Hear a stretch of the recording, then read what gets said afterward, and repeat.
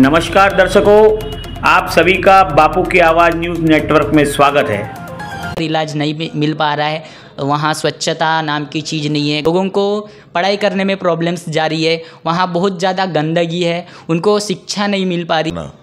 200-150 bed का, जिसमें सिर्फ हम महिलाओं के और बच्चों के संबंधित। साथियों, हम अभी मौजूद है गोंदिया में विनोद अग्रवाल आमदार गोंदिया विधानसभा, इनके कार्यालय में हम मौजूद हैं। हमारे खास एपिसोड होने दो चर्चा, इस खास एपिसोड में हम इनसे कुछ बातचीत करने वाले हैं। सबसे पहले आपका बापू की आवाज़ न्यूज़ नेटवर्क में स्वागत है सर। धन्यवाद, सभी को नमस्कार। हमारे दर्शक बहुत इच्छुक है कि आपका राजनीतिक जो इतिहास है वो जानना चाहे। आप सबसे पहले, आपका राजनीतिक जीवन है वह बीजेपी से चालू हुआ है, लेकिन आप अभी बीजेपी पक्ष में नहीं हो, क्या कहना चाहोगे? सबसे पहले आपके चैनल के माध्यम से सभी दर्शकों को मैं आने वाली होली की रंगपंचमी की बहुत बहुत शुभकामनाएं देता हूं। सबके जीवन में रंग बिरंगी खुशियाँ हमेशा बनी रहे, यही प्रार्थना करता हूँ। और जैसा कि आपने पूछा, बालपन से ही हमारा परिवार जनसंघ से जुड़ा हुआ था और 1985 से मैं भारतीय जनता पार्टी का लगातार काम करता रहा। लेकिन 2019 में कुछ हालात ऐसे बने कि मेरे को अपेक्षा चुनाव लड़ना पड़ा और गोंदिया विधानसभा की जनता ने निश्चित तौर पे बहुत प्रेम और आशीर्वाद दिया और आज ये जनता की सेवा करने का मौका मिला है। उसका ईमानदारी से निर्वहन करने का काम पूरा प्रयत्न करके मैं कर रहा हूँ, इसकी आज मुझे खुशी है। जब आप चुनाव लड़ने का मौका आया, जब आपको मौका आया कि आप चुनाव लड़े, तभी आपका साथ भारतीय जनता पार्टी ने छोड़ दिया, आपको बीजेपी पक्ष से टिकट क्यों नहीं मिली? अब बीजेपी ने टिकट क्यों नहीं दी, इसके बारे में मैं बहुत कुछ ज़्यादा बोलना नहीं चाहूँगा। कि ऐसे कुछ लोग थे कि जिनको लगा कि यहाँ पर भारतीय जनता पार्टी की ताकत बढ़ती जा रही है और उन्होंने कहा कि भारतीय जनता पार्टी के चिन्ह पर ही हम कब्जा कर ले तो आगे भी हम चुनते आते रहेंगे। लेकिन उनका जो ये कुप्रयास था उसको जनता ने सफल नहीं होने दिया और जनता की मांग के ऊपर में मैंने अपक्ष चुनाव लड़ा और परिणाम स्वरूप आज गोंदिया विधानसभा को प्रगति की ओर ले जाने में निश्चित तौर पे हम प्रयास कर रहे हैं। मैं ये आपके माध्यम से कहना चाहता हूँ कि विकास एक ऐसी संकल्पना है कि जो कभी भी पूरी नहीं होती। जनता की समस्या है वो कभी भी पूरी नहीं होती, जनता के जो सपने हैं वो कभी भी पूरे नहीं होते। लेकिन कम से कम उस दिशा में अगर प्रयास हो, ईमानदारी से उनकी जो समस्या पर काम करने वाला एक व्यक्ति मिले, ऐसा हमेशा एक जनता का एक इच्छा रहती है और उन्हीं के अनुरूप मैंने अपने काम की शुरुआत की है। और आज आप देख रहे होंगे, मेरा ये दावा नहीं है कि मैंने बहुत ज़्यादा विकास कर दिया या 100% विकास हो गया, लेकिन पिछले 27 साल में जो काम नहीं हुए थे उससे ज़्यादा काम मैंने इन 4 साल में 2 साल कोरोना रहने के बावजूद भी करने का ईमानदारी से प्रयास किया है। और आने वाले समय में अगर और संधि मिली तो एक नए दिशा की ओर इस विधानसभा को ले जाने का मेरा प्रण है, उसको हम ले जाने की ओर निश्चित तौर पे काम करेंगे। जैसे कि आपने अभी विकास की बात की, आपने कहा कि हमने ज़्यादा कुछ विकास तो नहीं किया लेकिन बहुत कुछ विकास किया है। उसी प्रकार आपके ही गोंदिया विधानसभा में एक कुड़वा के पास ही पेंडारी टोला करके गांव है, हमने वहां विजिट किया था। हमने एक तरफ देखा कि उसका विकास हुआ ही नहीं है, वहाँ इतने लोगों को पढ़ाई करने में प्रॉब्लम्स जारी है, वहाँ बहुत ज़्यादा गंदगी है, उनको शिक्षा नहीं मिल पा रही है, उनको बाहर की दुनिया के बारे में पता ही नहीं है। जब हमने वहाँ विजिट किया तो हमें लगा कि हमें जो हमारे आमदार महोदय है उनसे बात करना चाहिए कि उस विषय पर आप क्या कहना चाहोगे। एक पेंडारी टोला यहाँ बहुत पिछड़ा हुआ गाँव। सबसे पहले मैं आपको स्पष्ट कर देना चाहता हूँ, मैंने ये नहीं कहा कि मैंने विकास बहुत कम किया है। मैंने ये कहा कि विकास अपन कितना भी करो लेकिन विकास कभी ख़त्म नहीं होता और रुकता नहीं। तो निश्चित तौर पे मैंने बोला कि मैं ये दावा नहीं करूँगा कि भाई विकास पूरी तरह से हो चुका है, क्योंकि कितने भी काम कर लो तो भी विकास एक ऐसी संकल्पना है, ये कभी भी पूर्ण नहीं हो सकती। लेकिन मैंने ये आपको ज़रूर कहा कि पिछले 27 साल में जो काम नहीं हुए वो करने का प्रयास किया है। मैं नम्रतापूर्वक आपके माध्यम से जो एक पेंडारी टोली की आपने कुड़वा में बात की, तो आप ज़रा वहाँ पर जा कर के देखिए मेरे आमदार बनने के पहले वहाँ की क्या हालत थे और आज की क्या हालत है, ये उन्हीं लोगों से पूछिए।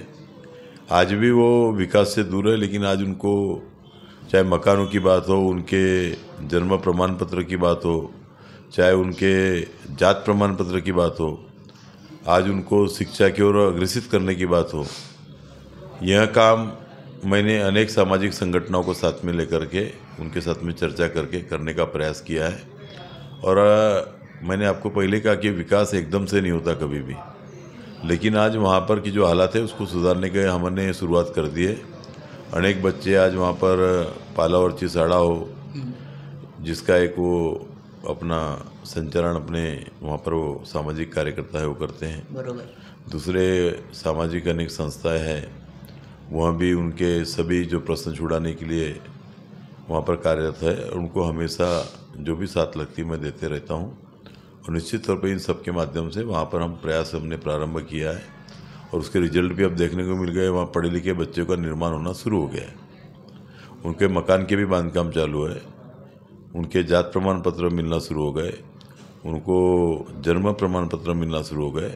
और जो आज तक की उनको ये सब चीज़ें नहीं मिली थी और वो कोई भी जात में चिन्हित नहीं थे, आज उनको उनकी पहचान मिलना शुरू हो गई है। और इस प्रकार से वो विकास के मुख्य प्रवाह में आने को थोड़ा टाइम लगेगा, लेकिन उसकी शुरुआत हो चुकी है।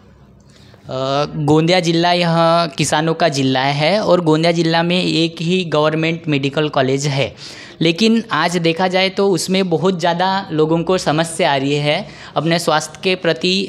वहाँ बरोबर उनको इलाज नहीं मिल पा रहा है। इस विषय में क्या कहना चाहोगे? उसी प्रकार गंगाबाई में भी उनको बरोबर इलाज नहीं मिल पा रहा है। वहाँ स्वच्छता नाम की चीज़ नहीं है, गंदगी बहुत ज़्यादा फैली हुई है।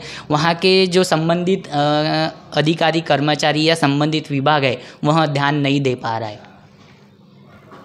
आपको बताऊंगा कि आज से 10 साल पहले मेडिकल कॉलेज बना और जहां पर अभी जो जिला रुग्णालय था उस जगह में मेडिकल कॉलेज शुरू है। और मेडिकल कॉलेज शुरू होने के बाद में जो पहले बिल्डिंग थी जो पूर्ण रूप से जिला रुग्णालय में काम करती थी, आज आधी बिल्डिंग अपने को बच्चों को पढ़ाई के लिए देना पड़ रहा है और आधे बिल्डिंग का ही अपने को उपयोग करना पड़ रहा है। ऊपर से जिला रुग्णालय का दर्जा बढ़ा करके मेडिकल कॉलेज के रूप में हम वहाँ पर काम कर रहे हैं। एक बात, उससे वहाँ जगह की बहुत बड़ी समस्या है। डॉक्टर की जो समस्याएं थी पहले 90% पद रिक्त थे, आज हमने भरने का प्रयास किया है, आज 50% के ऊपर में जगह भरी हुई है। तीसरी बात, उनकी जो क्षमता है उससे बहुत ज़्यादा प्रमाण में आज सिर्फ गोंदिया ही नहीं तो मध्य प्रदेश, छत्तीसगढ़ आदि राज्य के भी बड़े पैमाने पर आज मरीज आज अपने गोंदिया में आते हैं। और इसीलिए हमने ये सब समस्या को दूर करने के लिए मेडिकल कॉलेज की भवन का निर्माण करने का और उसको कार्य शुरू करने का भी पिछले समय में उसका भूमि पूजन हुआ, कार्य का प्रारंभ हो चुका है। और जो गंगाबाई के ऊपर में वहाँ पर जो क्षमता है उससे 3 पट 4 पट ज़्यादा पेशेंट वहाँ पर आते हैं, माताएं आती है जिनकी हमको डिलीवरी करना रहता है, बच्चों का स्वास्थ्य की जाँच करना रहता है, उनका उपचार करना रहता है। और इसलिए अभी जो टीबी टोले की जगह है वो टीबी टोले की जगह मेरे प्रयास से स्वास्थ्य विभाग को मिल गई है। और आज वहाँ पर हम फिर से एक नया दवाखाना 200-150 बेड का, जिसमें सिर्फ हम महिलाओं के और बच्चों के संबंधित, चाहे वो डिलीवरी हो, उनके संबंधित आजार हो, इसके और बच्चों के संबंधित आजार हो, उनका अपन वहाँ पर क्या बोलते हैं उपचार करने वाले। साथ में अपने देश में जितनी भी पैथियाँ हैं, अभी जो उपचार पद्धति है अपने यहाँ पर एलोपैथी है, जो आयुष के माध्यम से, चाहे आयुर्वेदिक हो, यूनानी हो, होम्योपैथी हो, इन सभी पैथी, नेचुरोपैथी हो, इन सब का दवाखाना भी वहाँ पर हम खोल रहे हैं। टीबी हॉस्पिटल हम वहाँ पर खोल रहे हैं और इस प्रकार से उसके लिए भी पूरी तैयारियाँ लगभग हो चुकी है। और निश्चित तौर पे कोरोना का 2 साल का समय गया, 2 साल के अल्प कार्य में ये सब करने का हमने प्रयास किया है। तो निश्चित तौर पे आने वाले समय में वहाँ की सुविधा सुधारने के लिए हम प्रयासरत हैं। सरकारी दवाखाने में आज जो सुविधा है या जो हमारी अपेक्षा है वो चाह करके भी हमको नहीं मिल पाती, इसका दुख तो हमेशा रहता ही है। अभी नागरिकों की मांग है कि हर पीएचसी सब सेंटर जो रहता है गांव-गांव में, वहाँ डायलिसिस यूनिट चालू होना चाहिए। क्या कहना चाहोगे? देखो, वो प्राथमिक उपचार केंद्र है, वहाँ पर प्राथमिक उपचार केंद्र की सुविधा रहती है। डायलिसिस वगैरह रखना है तो कम से कम भी आरएच में या अपने जिला रुग्णालय में या मेडिकल कॉलेज में ये व्यवस्थापन कर सकते हैं, क्योंकि ये सब करना उसके लिए डॉक्टर लगते हैं। क्या होता है कि सीमेंट के जंगल खड़े करने से उपचार नहीं हो सकता, या अपन ने डायलिसिस की मशीन ला ली है तो उपचार नहीं हो सकता। उसके लिए जो तज्ञ अपने को डॉक्टर्स लगते हैं, तज्ञ में अपने को मेन पावर्स लगते हैं, ये सब मंजूर कराना, उसके पद मंजूर करना, उसके बाद में वो मिलना, ये बहुत कठिन काम रहता है। क्योंकि आज एक बार जो आदमी कम से कम भी पीजी कर लेता है मेडिकल क्षेत्र में, और उसके बाद में फिर वो एक विषय में तज्ञ बनता है, तो ऐसे व्यक्ति जो आज व्यवस्था है वो व्यवस्था में, सरकारी व्यवस्था में काम करने को तैयार नहीं होते। इसलिए ये सब जो चीज़ें हैं वो अपन नहीं कर पाते, क्योंकि करने को बहुत कुछ है, लेकिन उसके लिए करने के लिए जो डॉक्टर्स की कमियां हैं, एक वो बहुत बड़ी समस्या है। और वो समस्या निश्चित तौर पे जब तक के दूर नहीं होंगी, आज सरकार ये सब समस्या दूर करने के लिए सभी जगहों में, चाहे एमबीबीएस की हो, पीजी की हो, तज्ञ कोर्स की हो, यह सब सीटें बढ़ाने का काम कर रही है। और आने वाले समय में 2-4-5 साल में अब धीरे धीरे उसके रिजल्ट अच्छे आएंगे।